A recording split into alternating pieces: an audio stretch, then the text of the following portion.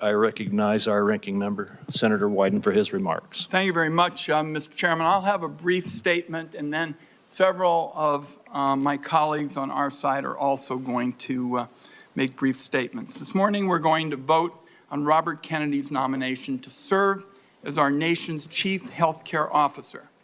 Before we get to Mr. Kennedy and why I believe he is singularly unfit to serve as HHS Secretary, I'd like to say this.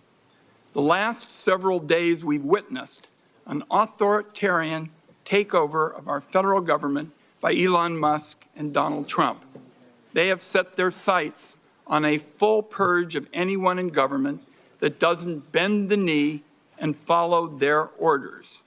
They've taken over the Treasury Department's payment system. And colleagues, that has a direct effect on major programs within our committee's jurisdiction that includes Social Security, Medicare, and Medicaid. For example, this committee voted for a major reform of pharmacy benefit manager legislation. We passed it 26-0, but Trump and Musk killed it. Think what they could do with abuse of the payment system. Now, in my view, much of this is of dubious legality and constitutional authority, and certainly flies in face of congressional responsibilities. I'll wrap up on this point by saying I hope our colleagues on the other side of the aisle will not sit by while Musk and Trump make a mockery of the power Republicans hold in their congressional majority. Now more than ever, the American people need leaders that will stand up to these abuses. That brings me to Mr. Kennedy.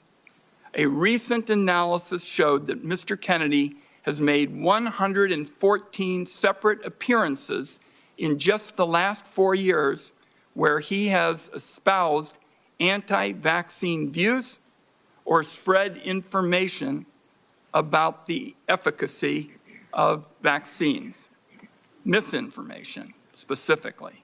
In 36 of those instances, Mr. Kennedy directly linked vaccines to autism.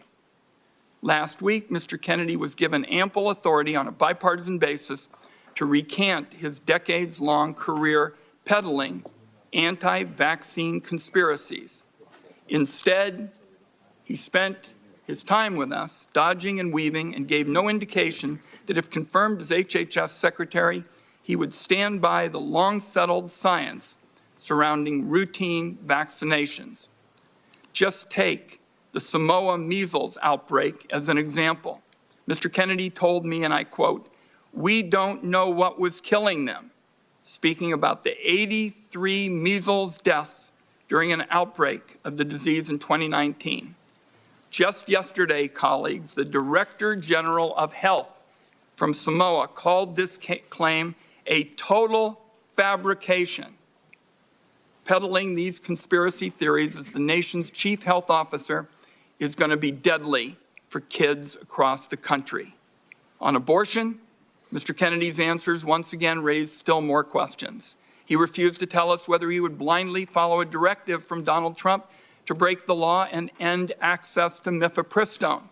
And he seemed to have no understanding of his role in enforcing existing federal laws that guarantee women the right to life-saving abortion care. Mr. Kennedy also failed on several occasions to show a basic understanding of the Medicare and Medicaid programs he would be tasked with overseeing. Colleagues, that alone should be disqualifying.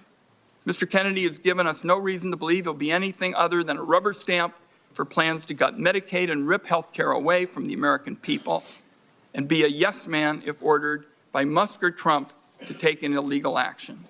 I close with this, colleagues. Today, we're going to make a judgment about the future of science in this country. We're going to make decisions that are going to impact the health and well-being of Americans for years to come. I agree, and I say this to my colleagues on both sides of the aisle, that the healthcare status quo needs substantial changes so we get better, more affordable care to patients. And that leaves, given my statement, the question in front of us now that's pretty simple. Do senators want their legacy to include disregarding basic health science and instead elevate conspiracy theorists? Making Robert Kennedy Secretary of Health and Human Services, in my view, colleagues, would be a grave threat to the health of the American people. And I urge my colleagues this morning to vote no.